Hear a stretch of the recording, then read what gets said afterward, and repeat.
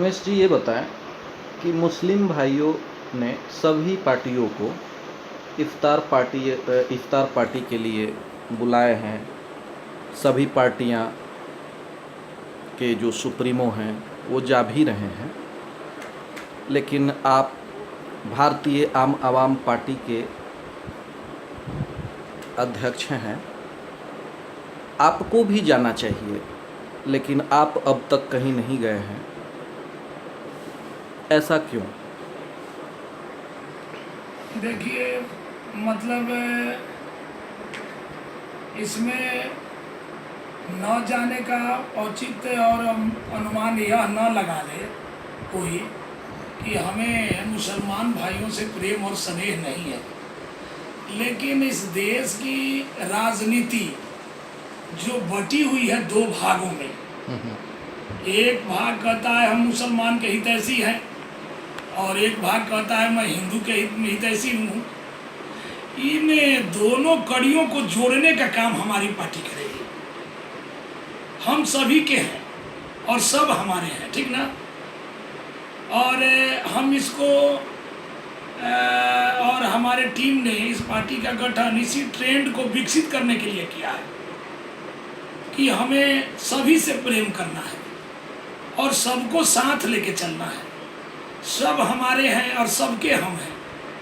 और इफ्तार में अगर हम जाके दुगो जिलेबी खा लें और इस पर यह समझा जाए कि हमको नेताजी बहुत मान रहे हैं, तो मैं समझता हूँ कि वो जनता समझदार नहीं है, जागरूक नहीं है।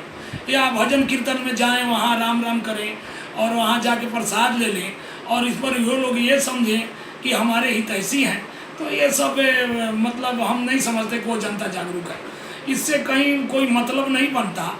देश में अभी राजनीतिक क्राइसिस चल रही है। देश में जितनी भी राजनीतिक पार्टियां हैं, सभी के अंदर कुरीतियों का भरमार लगा हुआ है। हम लोग इसको क्लीन करने के लिए आए हैं और निस्वार्थ भाव से क्लीन करने के लिए आए हैं। स्वार्थ नहीं है। हमको किसको क्या देना है, किसको कहाँ लाना है, जो हमको देना होगा, जिसको जो देना होगा समय आएगा हम दे देंगे।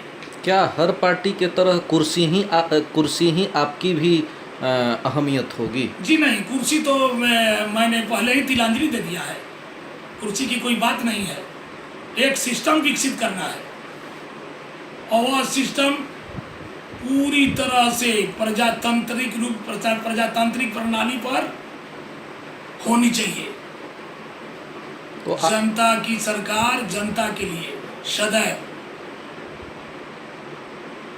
इसका मतलब है कि आप गांधीवादी विचारधारा से पर चलना चाह रहे हैं, या फिर आपका कोई अपना नया कोई विचारधारा है? देखिए, गांधी जी और चाहे जितने भी हमारे देश के महापुरुष हैं, उनकी सभी अच्छाइयों को मैं अपने अंदर लूँगा और उनको सम्मान भी करूँगा, क्योंकि वो हमारे धरोहर हैं और उनका सम्मान करना हमारा कर्तव्य भी बनता है। और उनकी अच्छाइयों को लेकर चलने में कोई हर्ज नहीं है और उनकी अच्छाइयों को लेकर चलना भी चाहिए। आपकी पार्टी जनता के लिए क्या विशेष कर सकती है, कुछ इसके विषय में बताएंगे? इसके विषय में मैं नहीं कुछ कहना चाहता हूँ, क्योंकि एजेंडा चुराने वाले लोगों की कमी नहीं है। सभी एजेंडा चुरा के ही आज तक यहाँ तक पहुँचे हैं लोग।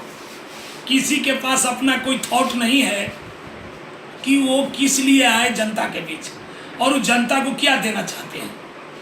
हमने किसी का अभी तक नहीं सुना। कुछ ऐसे लोगों का नाम आप बताना चाहेंगे, ऐसे पार्टी का नाम बताना चाहेंगे, उनका नाम आप कहना चाहेंगे? नहीं, सब लोग जान रहे हैं। मुझे नाम लेने की आवश्यकता नहीं है। मैं किसी का नाम नहीं लूँगा और देश की जनता जानती है और समय आने पर फैसला ले लेगी।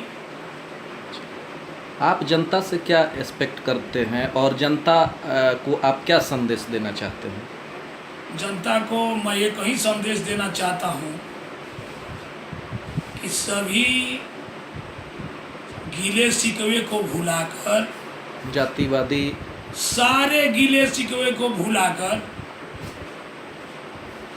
आपसी प्रेम और भाईचारा बनाए रखें, आपस में अपनी एकता को खंडित न होने दें। उनको अपने नेताओं से सीखना चाहिए कि जो चुनाव में एक दूसरे को गाली देते हैं वो एक साथ बैठ के एक टेबल पर खाते हैं, यह सब सीखना चाहिए।